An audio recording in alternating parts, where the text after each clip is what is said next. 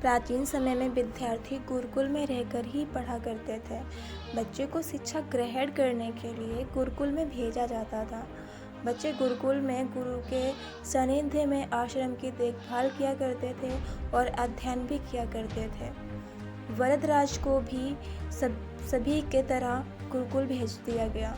वह आश्रम में अपने साथियों के साथ घुलने मिलने लगा, लेकिन वह पढ़ने में बहुत ही कमज़ोर था। गुरुजी की कोई भी बात उसके बहुत कम समझ में आती थी। इस कारण सभी के बीच वह उपहास का कारण बनता है। उसके सारे साथी अगली कक्षा में चले गए, लेकिन वो आगे नहीं बढ़ पाया। गुरुजी ने अभी आखिर हार मानकर उससे बोला, बेटा वरदराज, मैंने सारे प्रयास करके देख लिए हैं। अब यही उचित होगा कि तुम यहाँ से अपने समय बर्बाद मत करो, अपने घर चले जाओ और घर वालों के काम में मदद करो। वरदराज ने भी सोचा कि शायद बीघा मेरी किस्मत में नहीं है, और भारी मन से गुरुकुल से घर के लिए निकल गया। दोपहर का समय था। रास्ते में उसे प्यास लगने लगी। इधर उधर देखने पर उसने पाया कि थोड़ी दूर पर ही कुछ महिलाएं कुएं से पानी भर रही थीं। वह कुएं के पास गया। वहाँ पत्थरों पर रस्सी के आने जाने के निशान बने हुए थे। तो उसने महिलाओं से पूछा, यह निशान आपने कैसे बनाए? तो एक महिला ने जवाब दिया, बेटा, यह निशान हमने नहीं बनाए। यह तो पानी खींचते समय इस कोमल रस्सी के बार बार आने जाने से ठोस पत्थर पर भी ऐसे निशान बन गए हैं।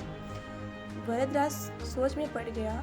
उसने विचार किया कि जब एक कोमल रस्सी के बार बार आने जाने से एक ठोस पत्थर पर गहरे निशान बन सकते हैं, तो निरंतर अभ्यास में बीघा ग्रहण क्यों नहीं कर सकता। वरदराज ढेर सारे उत्साह के साथ वापस गुरुकुल आया और कथक कड़ी मेहनत की। गुरुजी ने भी खुश होकर भरपूर सहयोग किया।